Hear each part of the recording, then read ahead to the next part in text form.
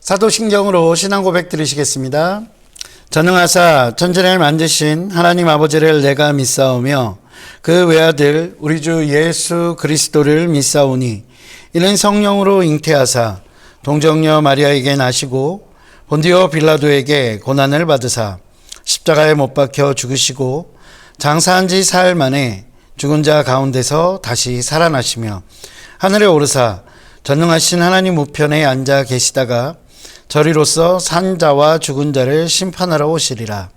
성령을 믿사오며 거룩한 공회와 성도가 서로 교통하는 것과 죄를 사하여 주시는 것과 몸이 다시 사는 것과 영원히 사는 것을 믿사옵나이다. 아멘. 할렐루야. 함께 은혜 나누실 말씀은 사도행전 14장 19절부터 23절까지의 말씀입니다. 제가 가지고 있는 신약성경 212면에 있습니다. 사도행전 14장 19절부터 23절까지의 말씀입니다. 신약성경 212면에 있습니다.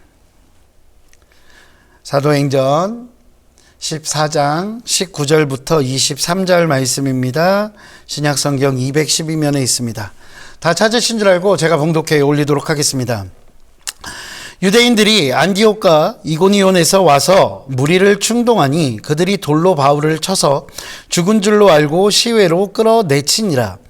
제자들이 둘러섰을 때 바울이 일어나 그 성에 들어갔다가 이튿날 바나바와 함께 더베로 가서 복음을 그 성에서 전하여 많은 사람을 제자로 삼고 루스드라와 이고니온과 안디옥으로 돌아가서 제자들의 마음을 굳게 하여 이 믿음에 머물러 있으라 권하고 또 우리가 하나님의 나라에 들어가려면 많은 환난을 겪어야 할 것이라 하고 각 교회에서 장로들을 택하여 금식 기도하며 그들이 믿는 주께 그들을 위탁하고.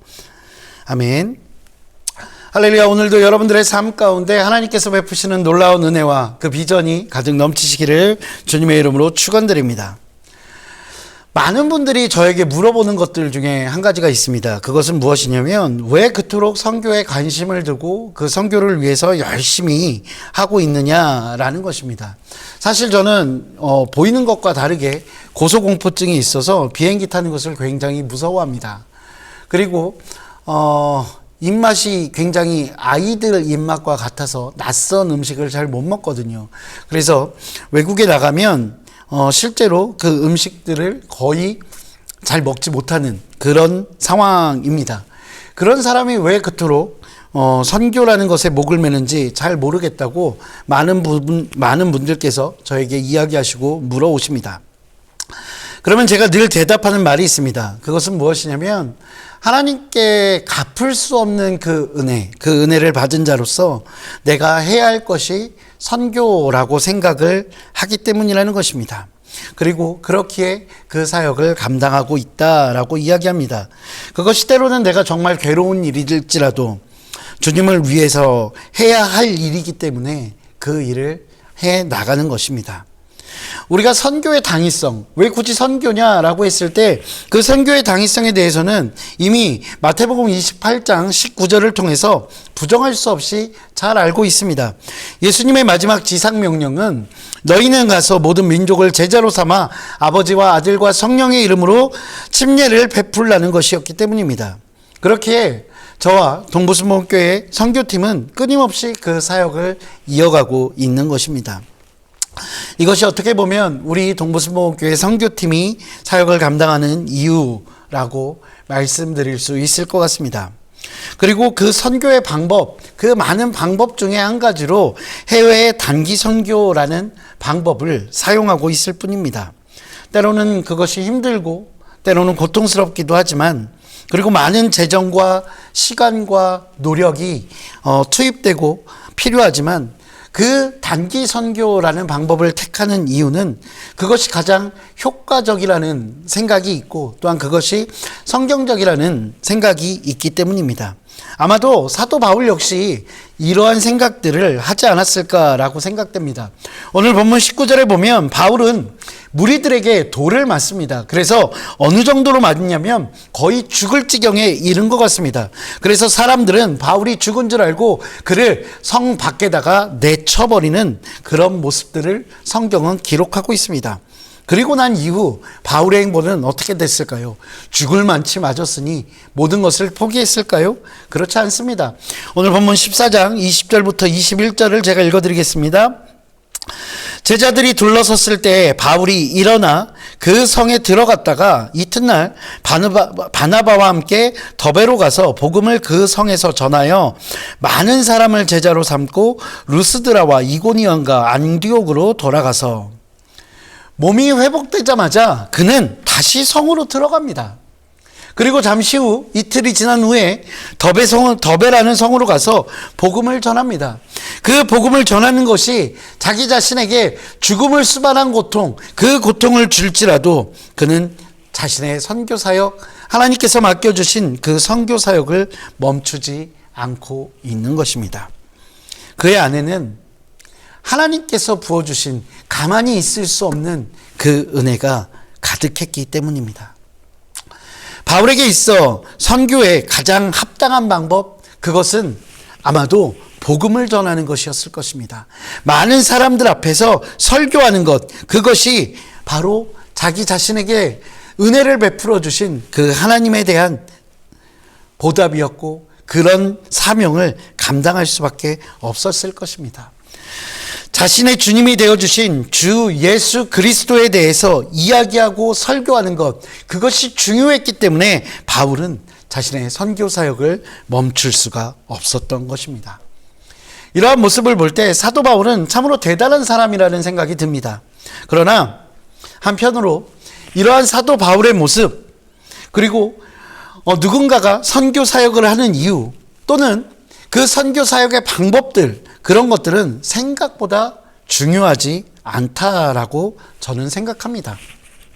물론 과정 역시 중요하다라고 할 수 있습니다. 그러나 더 중요한 것, 그것은 그 모든 것들, 그 열정과 그 사명과 또한 그 어떤 방법과 이유들, 그 모든 것들이 하나의 하모니를 이루어서 정말로 완성하는 선교의 목적, 이 선교의 목적이 중요한 것입니다.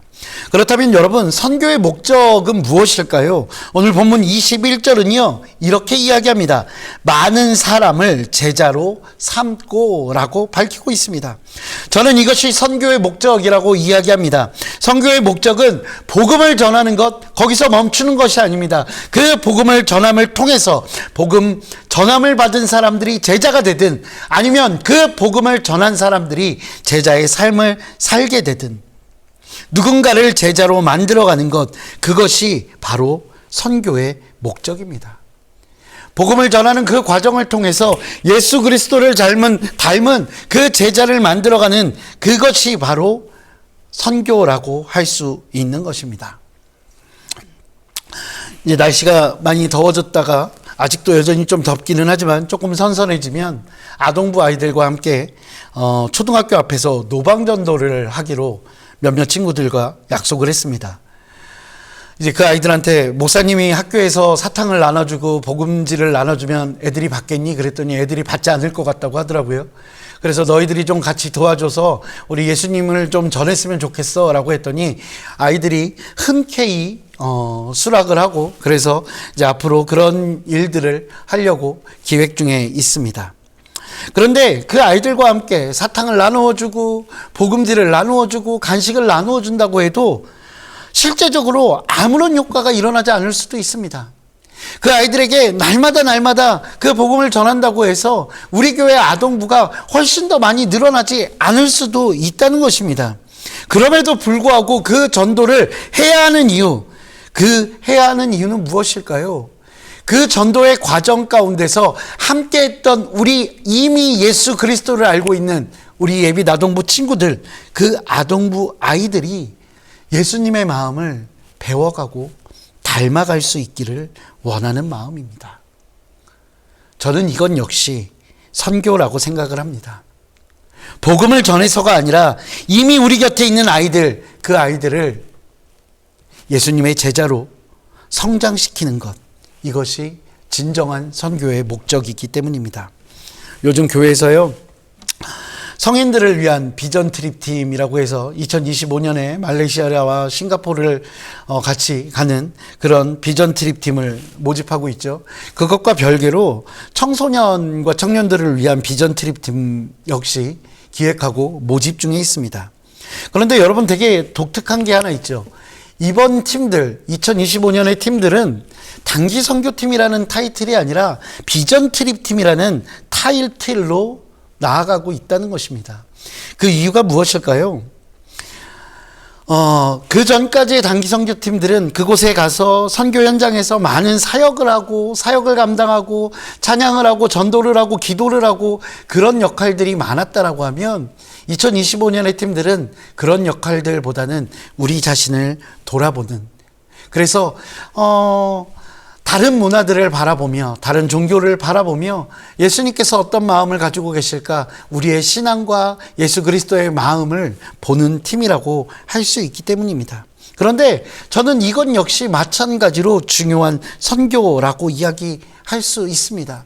선교 현장에서 선교 사역을 하는 것도 너무나 중요합니다. 그러나 우리 곁에 있는 이들, 그들을 주님의 제자로 만들어가는 것, 주님의 제자로 성장시켜가는 것, 그것이 선교의 목적이라는 것을 잃어버려서는 안 될 것입니다. 이미 우리나라가 미전도 종족과 같은 그런 땅이 되어버렸기 때문입니다. 사랑하는 성도 여러분, 선교 목적에 대해서 예수님께서는 제자 삼는 것이라고 가르쳐 주셨습니다. 예수님의 가르침대로, 바울이 행했던 대로 우리는 제자를 삼아가야 하는 사람입니다. 그것이 먼 곳에 가지 않더라도 지금 우리가 있는 이 자리에서라도, 내가 있는 이 자리가 어느 곳이든 한 영혼 한 영혼을 품고 사랑하고 제자로 성장시켜가는 것, 그것은 우리 신앙인의 옵션이 아니라 우리 신앙인의 의무입니다. 그 의무를 다함으로써 하나님의 기쁨 되는 저와 여러분 되시기를 주님의 이름으로 축원드립니다. 기도하시겠습니다. 할렐루야. 사랑과 은혜가 풍성하신 아버지 하나님, 주님 감사합니다. 하나님 먼저 우리를 사랑하여 주셨고 우리 가운데 갚을 수 없는 은혜를 허락하여 주시니 정말로 고맙고 감사합니다. 하나님, 그 은혜 앞에서 하나님께서 우리에게 맡겨주신 그 사명을 우리가 기쁨으로 감당할 수 있도록 주께서 인도하여 주시옵소서. 한 사람 한 사람을 바라보며 아버지, 그들을 주님의 제자로 만들어가는 아버지, 그 사명을 감당하기에 부족함 없도록 우리 가운데 능력으로 허락하여 주시고, 또한 그 마음을 허락하여 주사 늘 하나님을 위해 헌신해 나아가는 우리 귀한 믿음의 권속들 될 수 있도록 주께서 인도하여 주시옵소서.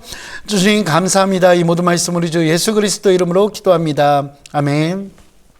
하늘에 계신 우리 아버지여, 이름이 거룩히 여김을 받으시오며 나라가 임하시오며 뜻이 하늘에서 이루어진 것 같이 땅에서도 이루어지이다. 오늘 우리에게 일용할 양식을 주시옵고, 우리가 우리에게 죄 지은 자를 사하여 준 것 같이 우리 죄를 사하여 주시옵고, 우리를 시험에 들게 하지 마시옵고 다만 악에서 구하시옵소서. 나라와 권세와 영광이 아버지께 영원히 있사옵나이다. 아멘.